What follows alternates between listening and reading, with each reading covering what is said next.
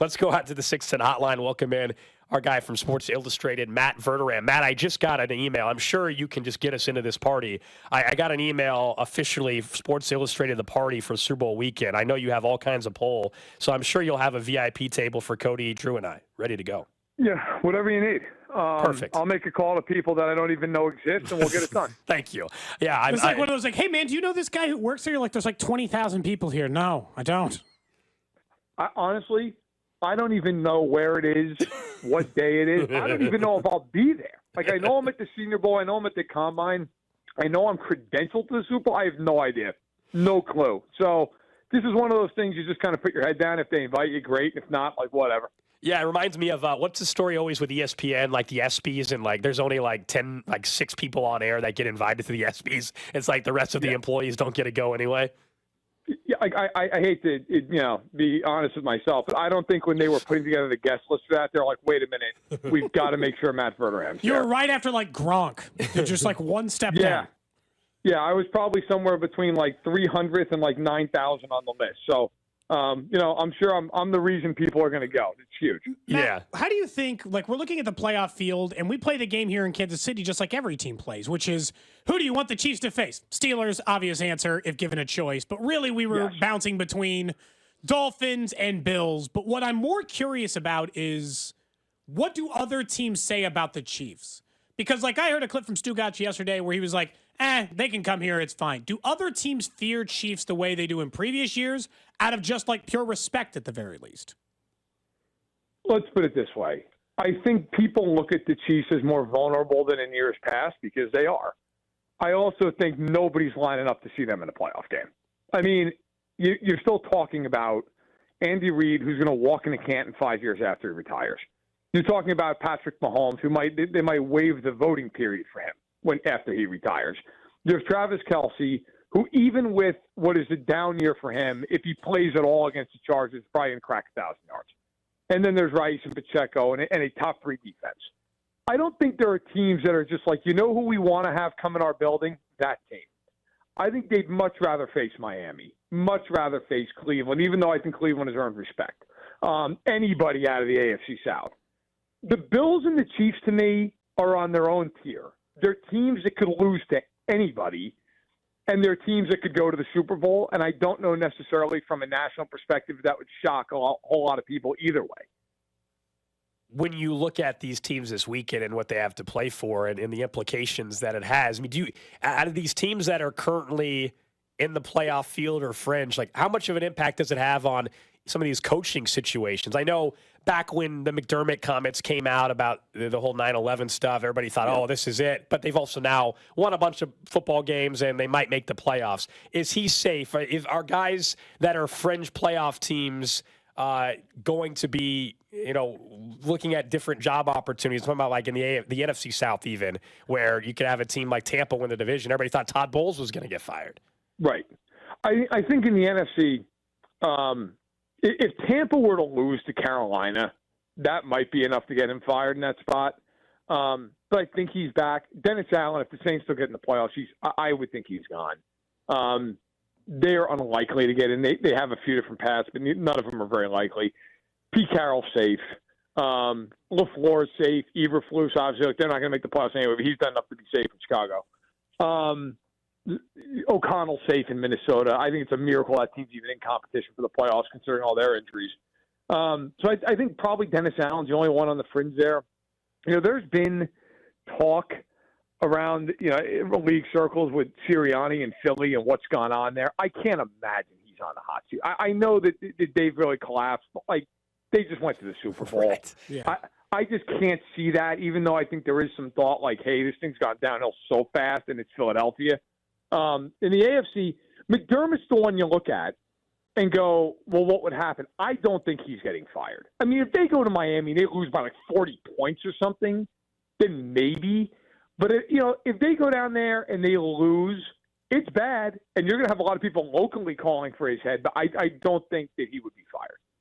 When you look at the Baltimore Ravens, I kind of want to go back to that side of it. How do you view Lamar Jackson as a playoff quarterback? Is this – because, the positive people, Matt, are going to be like, hey, Peyton Manning struggled his first few times out. So 1-3 with like 150 yards a game, it ain't all that bad. And then on my side, it's like if he has an early exit again this year, they lose in that divisional round. Hell, I think maybe if they even lose in the championship game, considering they got the best team, he's going to be sidled with can't win in the playoffs. And he should be, frankly, if they don't win. I mean, you could say it's unfair, but that's the NFL. I mean, that's the history of the NFL. Guys get that label. Now, I think there are other circumstances in past years that have kind of cost them games as well, but let's be real. He has not played well in the playoffs, period. I mean, there is no other way around that. He has had, even the game they won in Tennessee a couple of years ago, he was not great in that football game. I mean, they won that game largely because of their defense, and that's fine. They won. I think, look, he's going to be the MVP. If I voted, he'd have my vote. I think he deserves to be. He's been spectacular. The reality is they've, again, if not the best defense in football, right there with Kansas City and Cleveland. Top 3, top 4. So they're excellent. He has some weapons this year, although they are beat up with Andrews and Mitchell hurt. But yeah, I think this is kind of got to be the year they go to the Super Bowl. Like, I think if they go to the Super Bowl and they play the Niners and they lose or something, I don't think anybody's going to really kill them for that. They got to get there. Like, if Buffalo or Kansas City or Cleveland, could you imagine if Flacco goes in there and beats them? Unbelievable. What that would be like? But if they lose in the AFC playoffs, oh yeah. I mean, you're going to have a lot of that, and I think fair enough. Help me figure out, Matt, the Jaguars, because everybody kind of loved Trevor Lawrence heading into this season as a dark horse MVP candidate. There were plenty of times where he didn't play at a high level, and then when he started to play well, he got hurt. He's still not healthy, yet Jacksonville could win on this Sunday and still win the AFC South. What's kind of gone wrong there? I mean, Trevor Lawrence is not a bad quarterback, but are we finding out that, like, okay, the days of him being a top 5 quarterback or the hope of him being a top 5 quarterback, is that done? The hope's done, but he's not a top 5 quarterback right now. I didn't think necessarily it was last year, although I did think he was very good last year. I thought he was in the top 8 or 9. This year, I think he's probably around top 10. You want to get anywhere from, depending on how you view him, somewhere like 8 to 12. Look, the reality is for them, they are a sieve defensively. They can't stop any. I mean, any team that can throw the ball is going to throw the ball all over them. They just can't stop anybody. Josh Allen has had an unbelievable year under the radar nationally. He's been great. Nobody else has done anything on that defense worth noting. I mean, they just can't. They can't generate pressure outside of Allen. They struggle to cover. I mean, there are huge gaps in their defense when you watch them. Offensively, ETN has been good, not great this year. I think they need a little more out of him. The offensive line has been shuffled around a lot. They've been beat up. And then the last couple of weeks have been without Christian Kirk. That's a huge deal. So some of it's been injury. Some of it's been a little bit of underperformance, I think, offensively. And some of it has been the offense has to score constantly because the defense just can't get off the field. So I believe by the time we get to the divisional round, there will not be an AFC South team still standing. I think they'll all be wiped out. Stepping away from the actual teams themselves, I was just thinking more about the playoffs and whether or not any kind of big moment could change the way the league's been doing the refereeing. If they cost like a massive playoff game, is that enough for the NFL to start employing these changes? Because just this last week, I could not believe, Matt, that they chose, instead of just taking blame one time, to send out a video being like, it's the Lions' fault. We screwed up. Yeah. And that the 6'5" guy standing in front of me was not, like they screwed up, not us. Like, part of me thinks that they're just never going to fix it. It doesn't matter if it costs an NFC title game.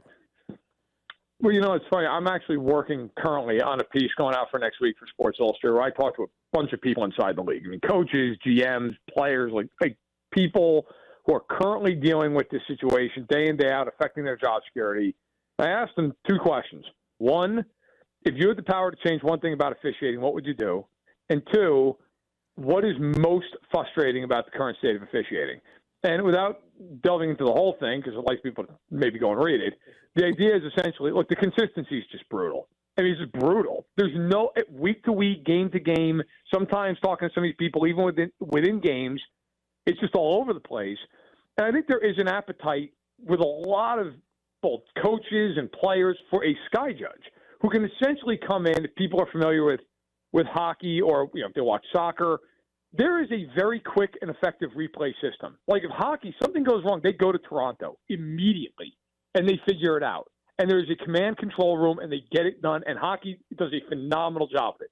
And in football, it's just a lot of Keystone cops. Like they don't know what they're doing. I also think personally, and this is my opinion, the rule book is way too convoluted. There's way too much going on. I mean, when we were all kids, if you caught the ball, you caught the ball. Now, did you catch the ball? Did you take 3 steps? Did you accept it into your heart? Did you make a football? I mean, it's just like, look, did he catch the football or did he not? They didn't get into the whole stuff about roughing the passer. I think they really need to make these officials full-time. I think they need to simplify some of these rules. And I think they really need to start with, hey, look, if you grade out as one of the worst 2 crews in the league, you're fired. That's it. And you bring somebody else in to do a better job. Because year after year, we see the same crews, which in some cases is good news. In some cases, it's a tire fire, and you know it's a tire fire, and you deal with it every year.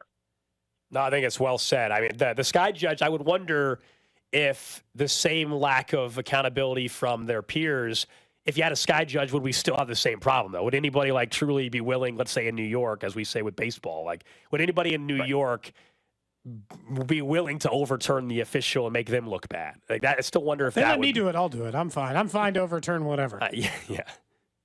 I think you almost, though, if you do that, it can't be a bunch of ex-officials in there. Mm-hmm, exactly. Like, it's got to be people, like, put in a mix of people who are qualified and educated and have gone through whatever training program you got to put them through. But, like, you know, and then, by the way, from my understanding, there has been, like, this has not been a problem of getting acceptance from players and coaches and GMs and executives. Like, the NFL just won't do it, which to me is nuts. I mean, at some point here, God knows it's not a financial question. Do it. And I think, you know, look, the bigger problem that we all know is more and more people are gambling. People can legally gamble. You can gamble from your phone now. I mean, it's different than 25 years ago where, look, if you weren't in Vegas or Atlantic City, you couldn't legally bet on a game. You can now. And you can do it constantly and from anywhere just about in the United States. More money's riding on every call than ever before.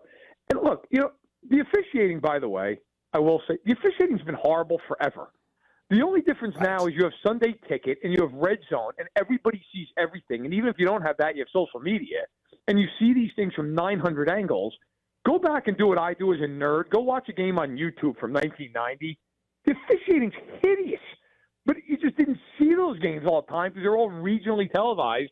Now you're just, and rightfully so, there's more scrutiny on every call. No doubt. Hey, Matt, appreciate it as always, man. We'll be waiting for the invite to the SI party in Vegas. Thank you. So will I. Take care.